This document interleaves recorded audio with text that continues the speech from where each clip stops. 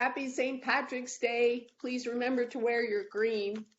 I have a couple of good announcements today. One, COVID, as it dwindles in our country, things are opening up a little more, and we are allowed now to have some meetings without masks. Of course, the mask mandate will still stay in the hospital for patient safety.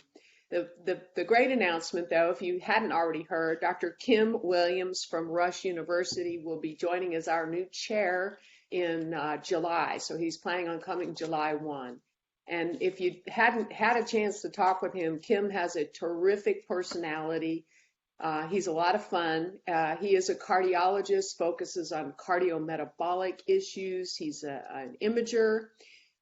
He is focused on healthcare disparities, plant-based diet, and he's a pro tennis player. So he's got a lot to bring us, and I'm actually very excited to work with Kim. And there will be more about that transition and how we get through that, and it'll all be great, though. So without further ado, Jason Chesney is here to present our young speaker. Thanks, Chris, and that's exciting news. I have the pleasure of introducing Dr. Rohit Kumar. Rohit is from New Delhi, from India, and he told me that I wouldn't be able to pronounce the name of his medical school, but in fact, I can pronounce the name of his medical school. It's Maulana Azad, which I know of that medical school, Rohit.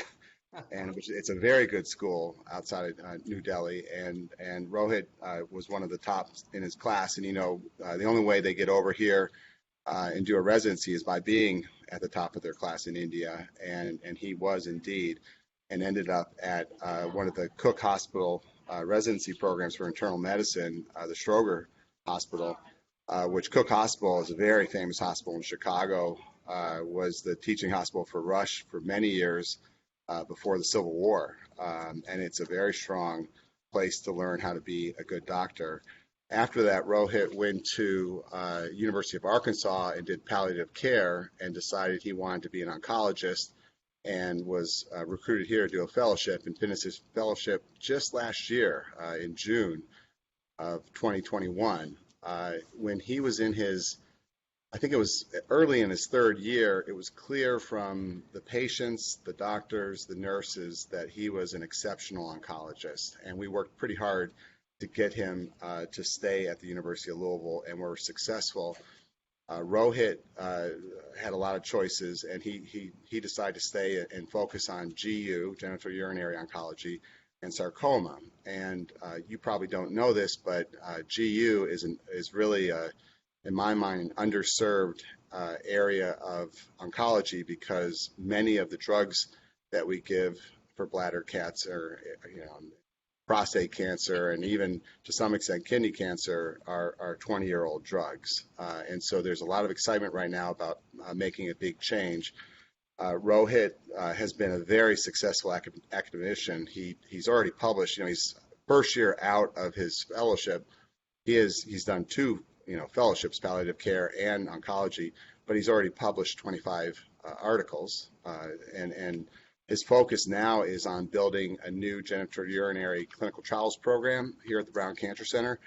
And today he's going to talk about bladder cancer, which is a major cause of cancer-related death in the United States. Kills over 20,000 people in the United States per year, which is right up there in the top 5 or 6, to tell the truth. And Kentucky in particular is bad because smokers have a higher risk of getting bladder cancer and dying of bladder cancer. So I'll stop there. Rohit, I'll pass the baton over to you. Thank you, Dr. Chesney. Yes, sir.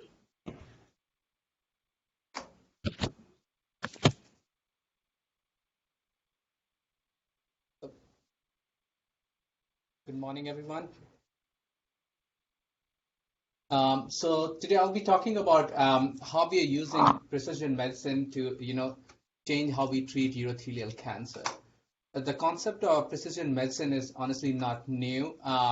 This is basically, rather than treating a disease, we are tailoring, treating patient and tailoring the treatment based on their clinical characteristics.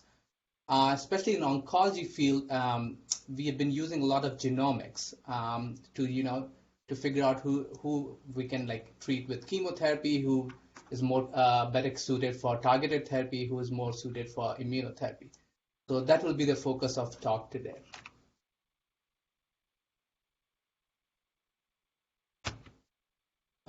These are my disclosures. I have an institutional grant as a PI doing clinical trial for more. So objectives of the talk today is we'll explore predictive biomarkers to see to inform us what response to treatment. Like, can we predict even before giving chemotherapy to patient who will respond to it? Review the present and future treatment approaches using precision oncology. There are certain mutations, certain targets we have identified, and there are drugs available, and there's other trials going on in future for future treatment option as well. And then we'll also discuss limitations and challenges in implementation of this precision oncology.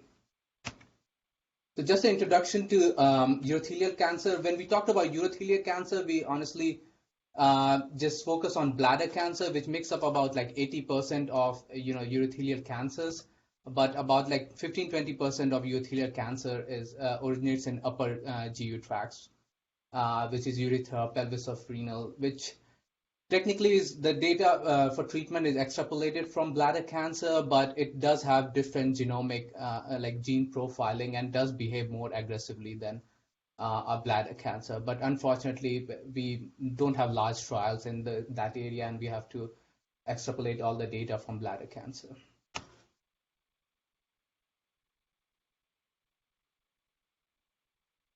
So the median age for diagnosis of urothelial cancer is about 70, a little bit earlier in males, about 69, and females 71. Males do have more chances of urothelial cancer, about 3 to 1. And white males have like highest risk, like almost twice the risk of African American and Hispanic counterpart males.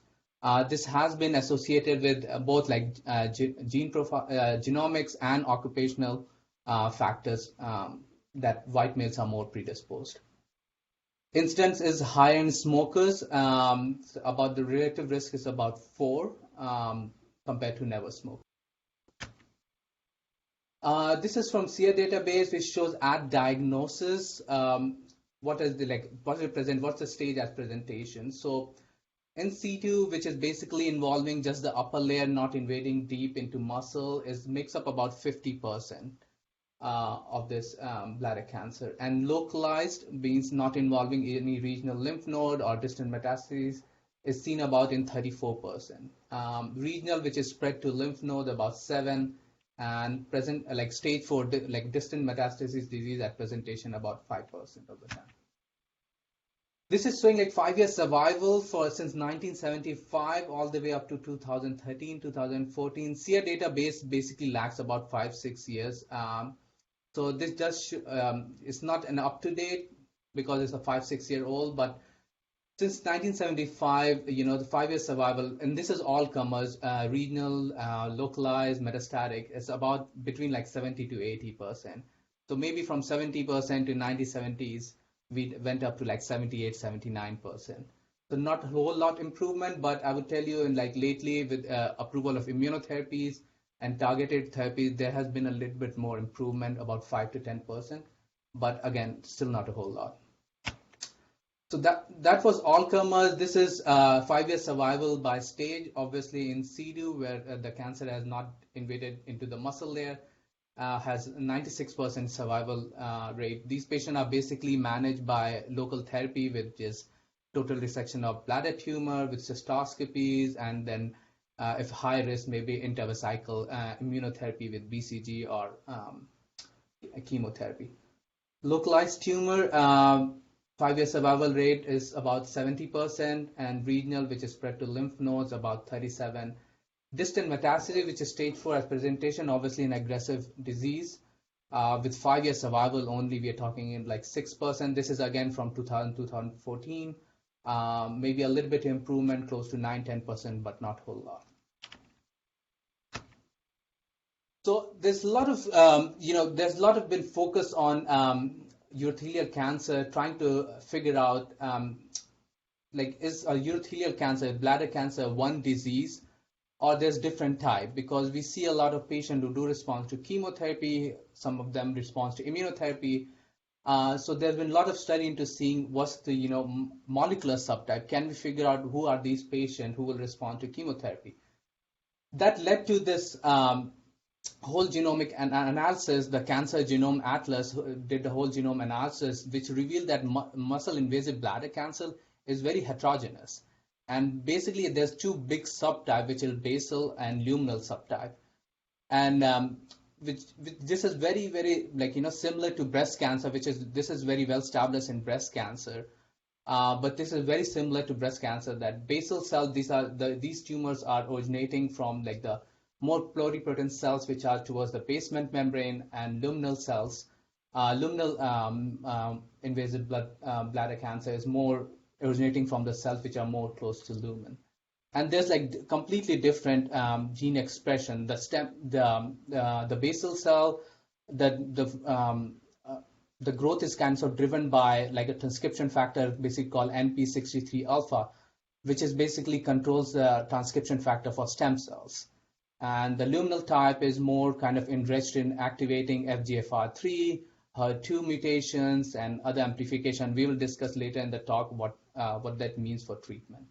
So basically, all I'm trying to tell from this is that urothelial cancer, although one diagnosis is two patients with urothelial cancer might have completely different prognosis, completely different response to treatment. And again, these are different, UNC, MD Anderson, and they have been trying to use this genomic profiling to figure out who are kind of decipher who are these patients and kind of subdivide them into groups, so which we can better inform patient what their prognosis, and based on this subtype choose the optimal treatment for them. So again, the two big groups remains luminal and basal, but they have kind of subdivided based on gene profiling. Luminal into TP53-like, which is inherently been chemo resistant. There is some immune signature, so it might respond to immune therapy. Basal cell has always been very aggressive type of tumor, presenting as stage 4 at diagnosis, but luckily have been responsive, chemosensitive and immune sensitive as well. Other type of luminal muscle invasive bladder cancers are FGFR driven, and I'll discuss later, we have a targeted drug for that. Other are high express of ERBB, which is like a HER2 family. So there's trial going on to target those mutations. So since we'll be mostly discussing how we are tailoring systemic therapy for urothelial cancer, I'm not going to go deep into staging, but I just wanted to tell where systemic therapy actually comes into play. So this is the upper layer, the lamina propria. Majority of the tumor, as we discussed, about 50% of the urothelial cancer are the superficial cancer, which are just treated locally with maximal resection of bladder tumor. But once the tumor actually invades into muscle layer, the muscularis propria, there's proven benefit that systemic therapy, when added to surgery, increases survival, increases progression-free survival, overall survival, and also since this systemic therapy is given in neoadjuvant setting, it also gives a prognostic. Like if after chemotherapy on surgical pathology, patient does respond to chemotherapy, that's a better prognosis compared to a patient who doesn't. And with all this genomic profiling, even before giving neoadjuvant, we are trying to figure out who are the patient who would actually benefit from chemo. So systemic therapy, since almost 2 decades now, we have cisplatin-based regimen, and until recently, it's been always cisplatin-based regimen, which is a very toxic regimen, has been NCCN preferred. And there's been a lot of trials ongoing to see if this regimen can be replaced by something else, it means immunotherapy or targeted therapy. But until now, NCCN has preferred regimen both for non-metastatic and metastatic setting has been cisplatin-based regimen, which we had almost for 2 decades now. But cisplatin is very toxic, almost 50%, and I will say in Kentucky, even maybe close to 60-65% of patients are not a candidate for cisplatin-based therapy. This may be due to kidney issues, maybe heart failure, ototoxic baseline neuropathy due to diabetes or poor performance status. So almost 50% patients are not eligible. And among the 50% who are eligible, about 50% of those patients are actually they respond to cisplatin. So obviously there's an unmet need where like 50% who are not eligible for cisplatin. What do we do for those patients? Because those patients, the only option, and I'll discuss until recently, was just getting surgery. So they were missing out the benefit, a proven benefit, survival benefit of systemic therapy. And then there were patients we were actually giving chemotherapy and they were not responding. Basically, they didn't drive any benefit from chemotherapy. So our whole focus has been to identify this patient and see what therapy we can offer them. So as I said, until recently, cisplatin was the only option for non-metastatic setting, but last year, Checkmate 274, this is not neoadjuvant, this is an adjuvant, means after surgery. If patient was not a candidate for getting cisplatin-based chemotherapy upfront before surgery or didn't respond to chemotherapy, adjuvant nivolumab for a year given every 2 weeks has shown disease-free survival at 12 months about like a difference about close to 16-18%. But again, there was significant 40% of patients who did progress at 1 year. And if you see the placebo arm, actually, we might have been over treating some patient because at 1 year, about like 50%, patient was still disease-free who received placebo. But overall, this study was positive, and this is a standard of care now, that if patient didn't receive chemotherapy or didn't respond chemotherapy before surgery, to give adjuvant nivolumab for a year. Overall survival data is not mature yet. In metastatic setting, again, cisplatin has been like preferred. We have to actively look for reason for not giving cisplatin. If patient is not a candidate for cisplatin, carboplatin is still a less toxic platinum drug is still an option. And patients who don't respond, like don't progress on this chemotherapy, maintenance avelumab, which is a PD-L1 immunotherapy after platinum-based therapy is the standard of care, which has shown overall survival benefit. Median overall survival 21 months with immunotherapy maintenance versus placebo, which is 14 months.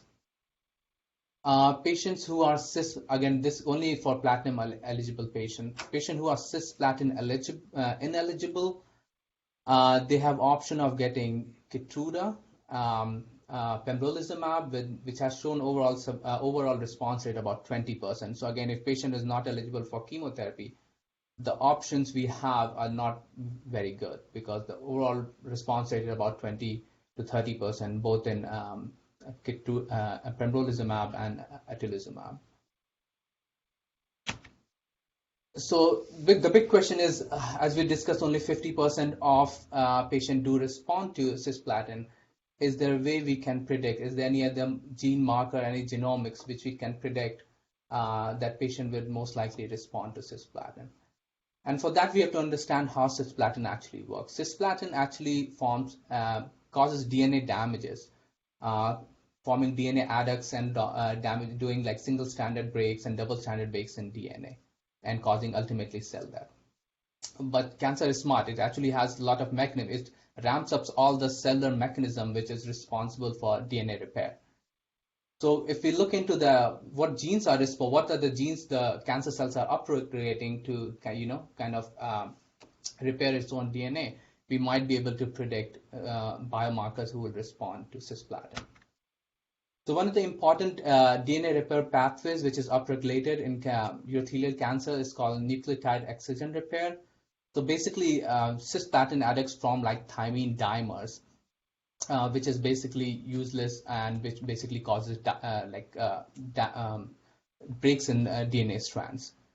So this actually the nucleotide excision repair pathway actually removes those thymidine D dimers, and with help of DNA polymerase and DNA ligase forms a new, seals that break, so as to say.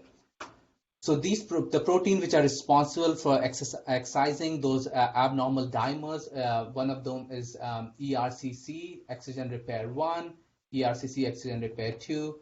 So actually cancer increases expression of these proteins so that whatever DNA damage the cisplatin is doing, it can overcome that. it has been proven that if the cancer cells had high level of these protein, they were basically, they were they were not responding to cisplatin. And this is study which shows, they are comparing the expression of this ERCC, which is basically if it's less than, it's more than, it's basically it's a relative rate. The 7 is a relative ratio between a housekeeping gene called beta actin. So basically, if you're a high expressor of ERCC, you have poor survival. And if you're if the concentration of ERCC protein is less in tumor cells, this is what this graph is showing, that the difference based on the expression of this protein. There are other mutations which can happen in these cells, which can lead to loss of function of nucleotide excision repair pathway. One of those common mutations seen in 12% of bladder cancer is ERCC2 mutations. Cancer cells who do have these mutations are responders to cisplatin. So in one series, again, these are all small series, one series of 45, about around 100 patients, ERCC mutations were found in about 40% of patients who responded to cisplatin and only 6% in non-responder. So again, showing signal that patients who do have these mutations most likely would respond to cisplatin. There's obviously other genes which are responsible: DNA repair, ATM, RB1, FANSCC. These are all, if loss of function of these genes all have been associated with efficacy of neoadjuvant cisplatin chemotherapy in muscle-invasive bladder cancer. One of the study which was done by Primax, it showed a significant improvement in 5-year survival rate if they had one of these gene mutation, which is very significant, 90% 5-year survival in patients who did have this mutation, means did respond to chemotherapy, compared to 49% who did not have this mutation. So this is actually important to know, because we are giving this chemotherapy, we give for almost 4 cycles even before curative intent surgery. It's important to know who we are giving this, because if we are delaying a curative intent surgery to give this chemotherapy, and about 50% of those patients don't respond to this chemotherapy, basically we might miss out on a time where patient could have been cured of this cancer, and they're not responding, they might spread and might not be eligible for curative intent surgery. So it would be really good to know who are the most likely patients who would respond, so we honestly don't waste time giving those chemotherapy which lasts for 3 to 4 months. This has been an issue in my practice. I usually scan in between 2 cycles after chemotherapy, make sure these are not the patients who are progressing, so that we don't miss valuable time giving chemotherapy, and these patients go straight to surgeries. So this would be a very good, if we can predict who will actually respond to chemotherapy, and a very good response, what we call pathological complete response, means chemotherapy takes care of all the cancer. There's hope that these patients, although very small proportion of these patients, may not need surgery. So, removal of the actual native bladder, necessitates urinary diversion in form of incontinent urostomy or continent catheterizable reservoir or orthotopic neobladder. These all have a lot of quality of life, substantial quality of life implication for patient.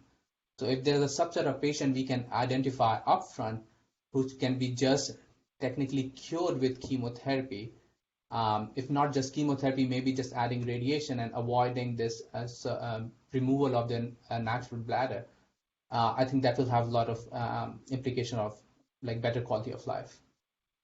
So there's actually, right now we don't have any test or any genomics which can predict that, but there are ongoing trial which is looking into this patient who do get neoadjuvant chemotherapy and do have this DNA repair mutations, to see if we can do maximal bladder resection, give chemotherapy, and basically do everything to avoid them undergoing this massive surgery, which they have lifelong, either urostomy bag or they have to self-catheterize themselves. So, but those studies are ongoing. As of now, all these patients after chemotherapy do undergo surgery. So as we discussed, immunotherapy, not the front line, but a patient who not candidate or after chemotherapy are going off immunotherapy. So is there any marker? This immunotherapy, we're trying to move up immunotherapy in frontline setting, but so far we have not had luck. We had to push back. Initially, pembrolizumab was approved for patients who had PD-L1 positive, but with phase 3 study of Keynote 361, actually that didn't pan out. So FDA still recommends giving chemotherapy if patient can tolerate it. If not, then obviously if our hands are tied, then immunotherapy.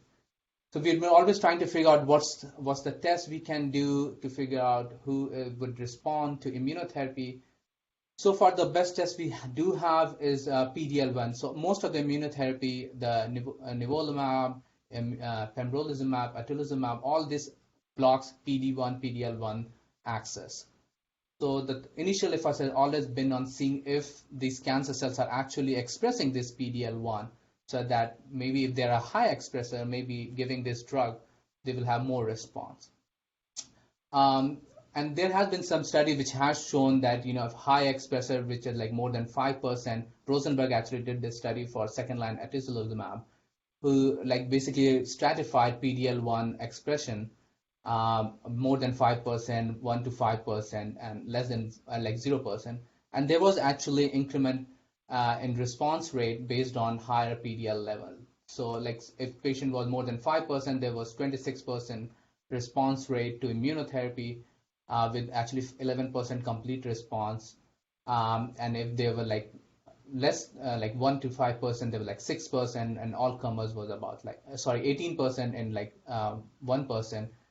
And all comers there was some response, but obviously less than patients who are PD-L1 positive.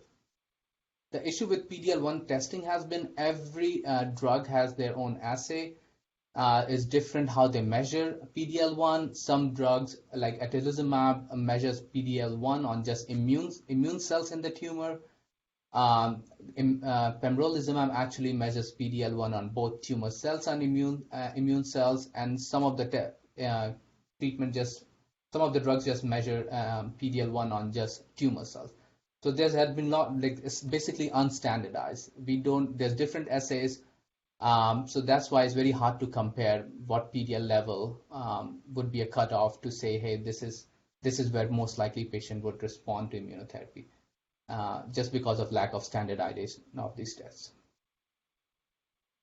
There's other markers for which may suggest that patient will respond to immunotherapy. One of them is microsatellite instability, which happens in tumor cells if there's some error in mismatch repair, which basically mismatch repair is normally present, which basically any single base pair mismatches is basically this system goes in and repairs those. So if you have that, you will accumulate a lot of mutation. The more mutation you accumulate in the tumor cells, more likely you will respond to immunotherapy. And same goes to tumor mutation burden. It's basically they're looking how much somatic mutation the tumors has. So the high amount of tumor mutation burden you have, which is generally set at 10 per megabase pair, most likely you would respond to immunotherapy. And both these tumor markers, the microsatellite instability and high tumor mutation burden, both of them have tumor agnostic indication for immunotherapy, and this is FDA approved. If any tumor, any solid tumor has high TMB or a microsatellite unstable, doesn't matter what solid tumor it is, immunotherapy is approved for those patients.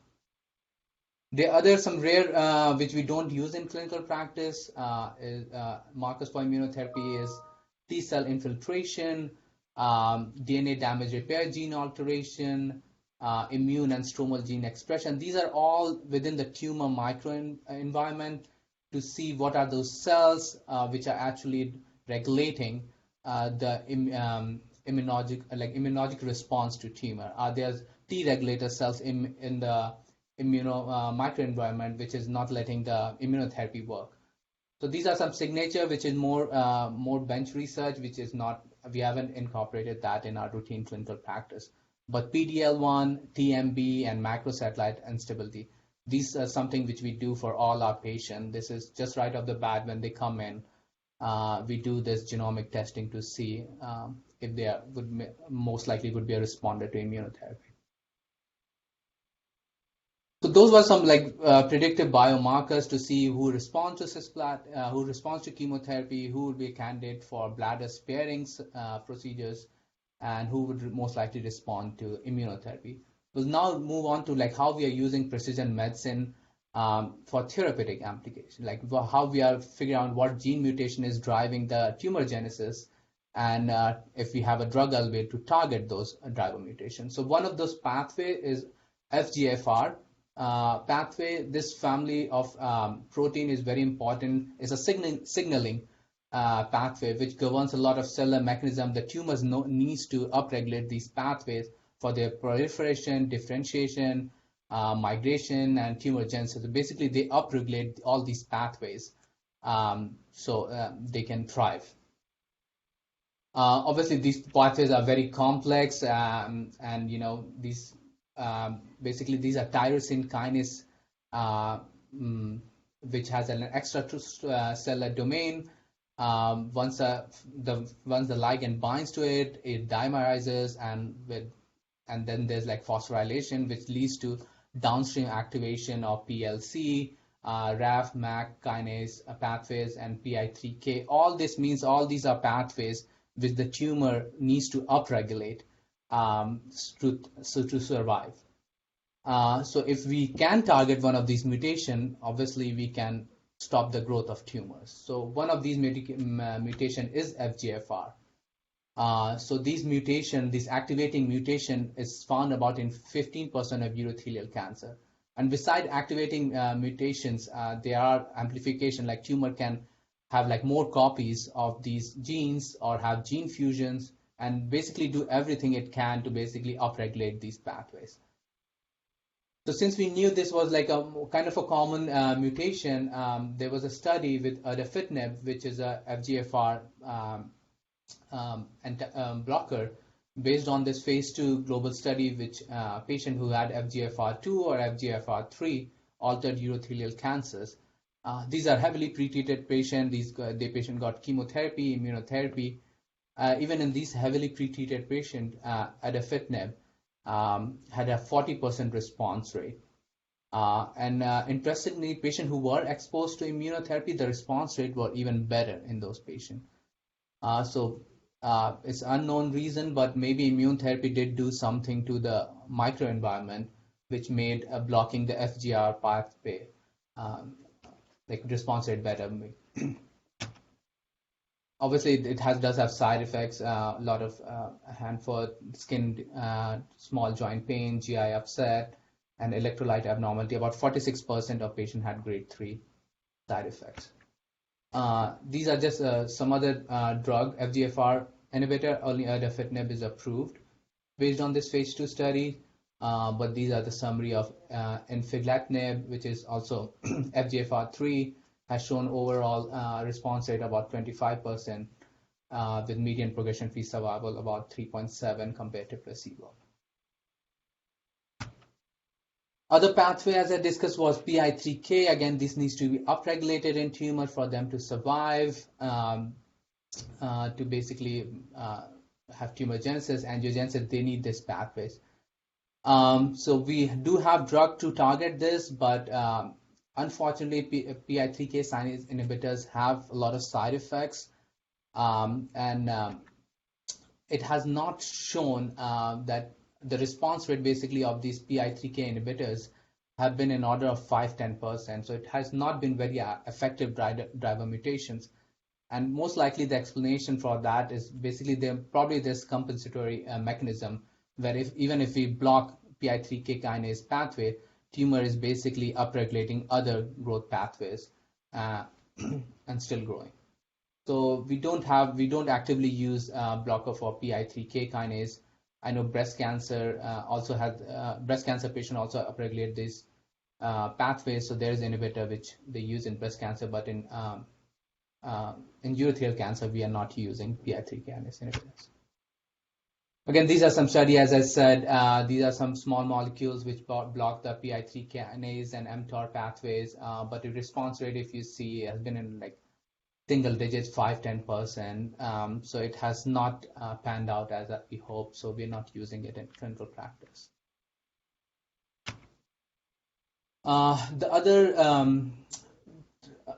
targeted driver mutation or targeted therapy can be there's several DNA damage repair genes: BRCA1/2, CHEK, RAD51, ATM, ATR.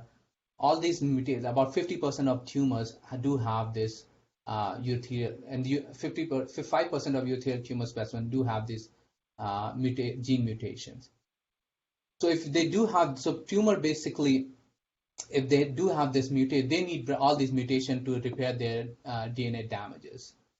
So if they do have this mutation, means the BRCA or the CHEK, all these called homologous recombinant gene pathways, if they don't have that, they cannot repair using those genes.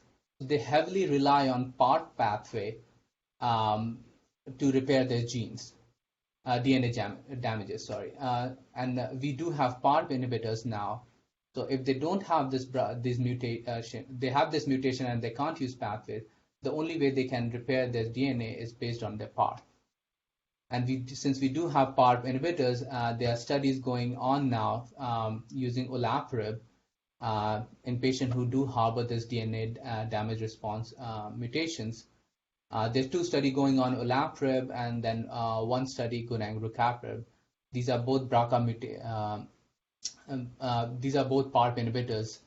And again, the data is not out. The study is still recruiting patients. So we have talked about all the driver mutation, all the genes we can target. We're using genomics in another way to treat our urothelial patient, which is antibody-drug conjugates. So we are identifying proteins which are expressed by these cancer, which might not be the driver mutation or driver proteins, but they are expressed heavily on these tumors. Once we do identify these molecules, we target these molecules with antibodies. And the antibody drug conjugate, basically what it does, it basically, to this antibody using a linker, is basically attached a chemotherapy to this antibody. So we know there's a protein which is expressed by the tumors, and we now have an antibody which is very high affinity to that tumor. And now we are attaching a cytotoxic drug. So instead of giving cytotoxic drug directly, we're basically attaching to an antibody which has very specificity to that cancer. So basically it's linked to a linker which keeps it stable in the circulation. Once the antibody finds those protein on the tumor, it's internalized, and in the linker dissolves and it releases the cytotoxic payload inside the actual tumors. So one of those drugs which has been approved with enfortumab vedotin is the enfortumab part is it's an anti-nectin-4 monoclonal antibody, which has the vedotin part, which is a microtubule cytotoxic drug like our regular Taxol and Taxotere. This is basically a small microtubule disruptor which is bind to anti-nectin-4 monoclonal antibodies. And a phase 1 study actually has shown that almost 97% of urothelial metastatic cancer patients have actually nectin. They do express nectin.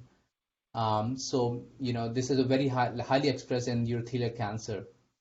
They are also expressed by like certain salivary glands and some other normal tissue as well, but not this intense. So they are obviously off-target side effects.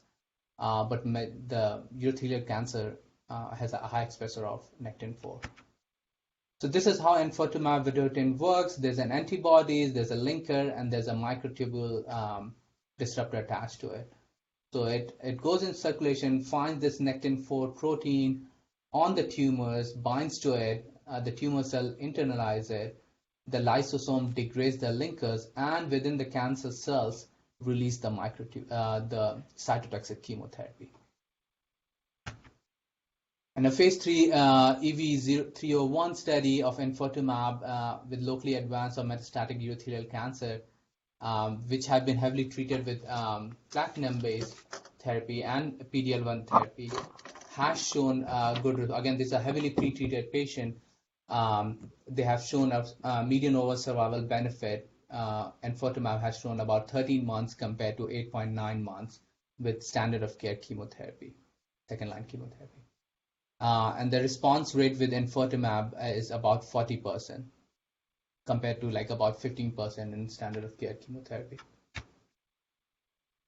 Other similar type of drug conjugate approved for bladder cancer is sacituzumab govitecan. Again, sacituzumab part is a humanized anti-TROP2 monoclonal antibody, which has a cytotoxic payload of SN38, which is a metabolite, active metabolite of irinotecan, which we use very often in colorectal, and it's a topoisomerase inhibitor. So again, what it does, sacituzumab finds this TROP2 protein on the cancer cell, bind to it, and internalize and release the actual cytotoxic chemotherapy inside the tumors.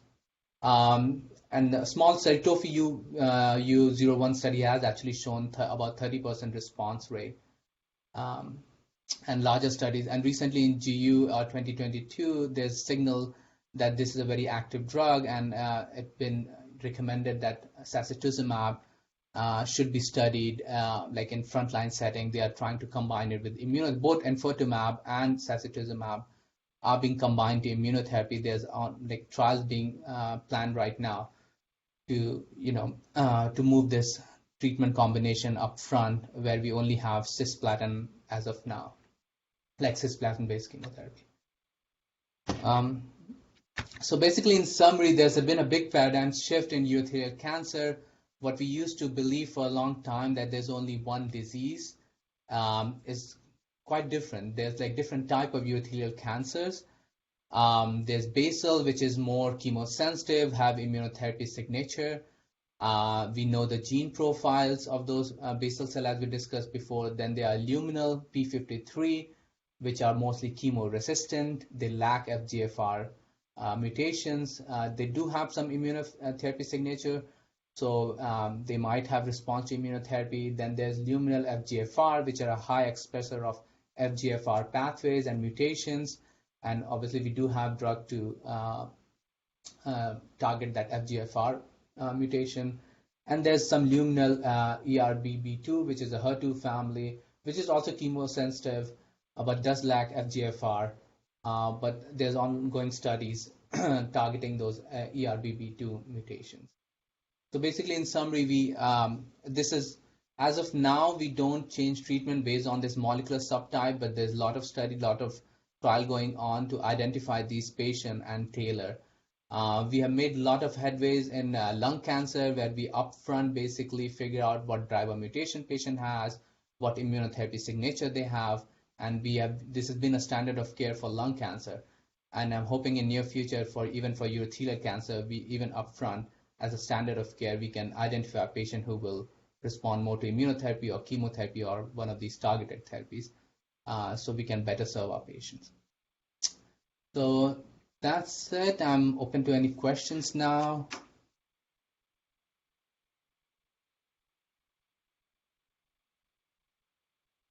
So I'll start off.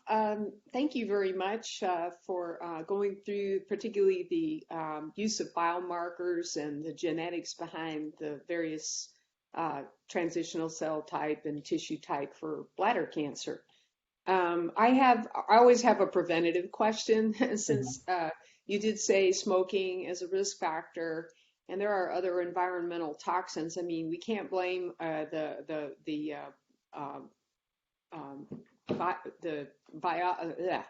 microbiome on this one, because the bladder is supposed to be a sterile environment, but one can immediately consider toxins in the water and the drinking water, et cetera, and to give people specific risks. So we have the Envirom here with Dr. Bhatnagar, and my question is, are you all working together and looking to see if you can establish more of a link so we can be preventative? Currently, no, I'm not. But I know Okay. there's obviously toxin, there are dyes, there's pesticide, there are organophosphate. All these have been linked. Runoffs from farms, all have these been linked to actually. This is a known Fire fact. Yeah. And, firefighters, you're right. You mentioned hair dyes and yeah. arsenic in the drinking water is a problem. And so I was just, Yeah. All absolutely. Yeah. These are all been like proven. All these chemicals have been proven to be associated. And as so has been smoking. Um, but yeah, this will be very interesting if we can actually see if we can find a cluster where actually patient does have like if there's a cluster in Kentucky or somewhere where they do have more urothelial cancers or bladder cancer. It will be interesting to see what environmental exposures they have. So that will be very interesting, honestly. That's a very good thing. there are some questions, I think you can post them in the chat area. I'm looking right now. Nothing just yet, but if anyone wants to, you can post it there for Dr. Kumar, or if you want, you can unmute your and ask.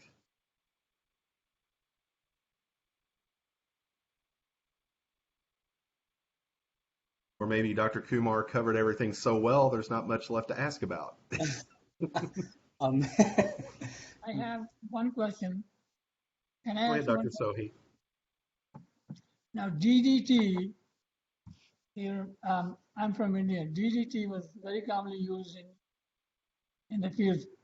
How, I'm sure you have colleagues in India. What is the incidence of bladder cancer in India compared to here? Oh, that's a very good question. I don't have a number, but I know in India, I don't know, but in Europe, you know, number has been, been steady, but it's slightly higher than US. In India, like, we mostly see urothelial cancer in India because of the like parasite associated chronic inflammation. Even squamous cell bladder cancer has been like very common. We see rarely squamous cell here, mostly in patients who are like chronic catheterization. But due to parasites and there's some Chinese herbal products, there's other variant histology. I don't know the exact incidence of India, but I can look that up and get back to you. But I know variant histology because of all these different kind of risk factors are more common in developing countries. Again, in America, there are some communities where lead poisoning is very common because the lead pipes. Hmm. Do you know if there's any increased incidence of bladder cancer in those people? As far as I know, no, lead has not been associated, but maybe the reason is because the studies is lacking.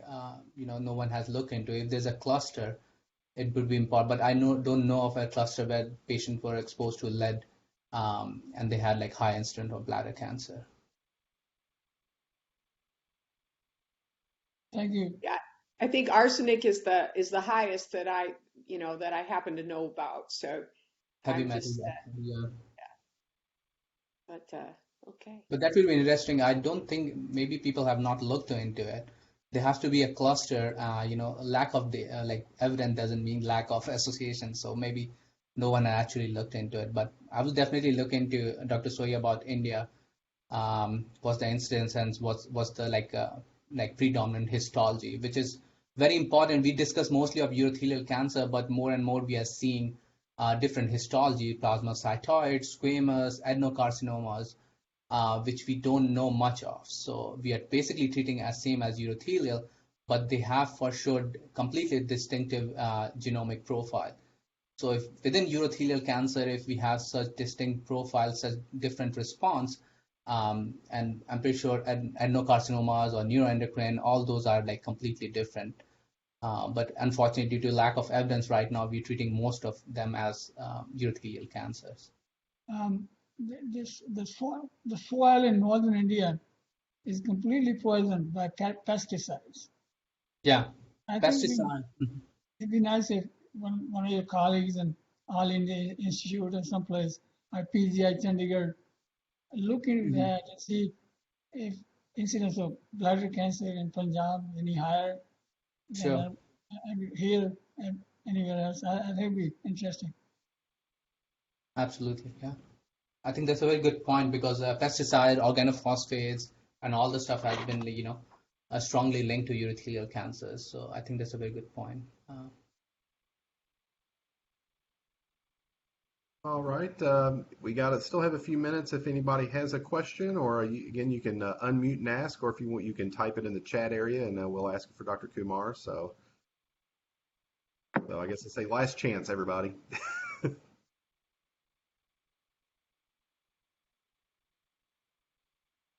Or as I mentioned, maybe Dr. Kumar just did so well. There's not many bases left to cover. So Dr. Kruger, if anything you'd like to wrap up with, or So I did have another question. Most of the time, the primary care doctors are the ones that will get urinalyses. And obviously, if someone has gross hematuria, they're going to come to the doctor for that. Are there any screening strategies other than just wait and watch and see whether you're the unlucky person that pees blood? Yeah, unfortunately, right now there's no screening. It has to be symptom driven, unfortunately. We do urine cytologies, but those are more for surveillance. So far, none of the studies have proven that we can change the natural course or identify certain high-risk patient who we should screen.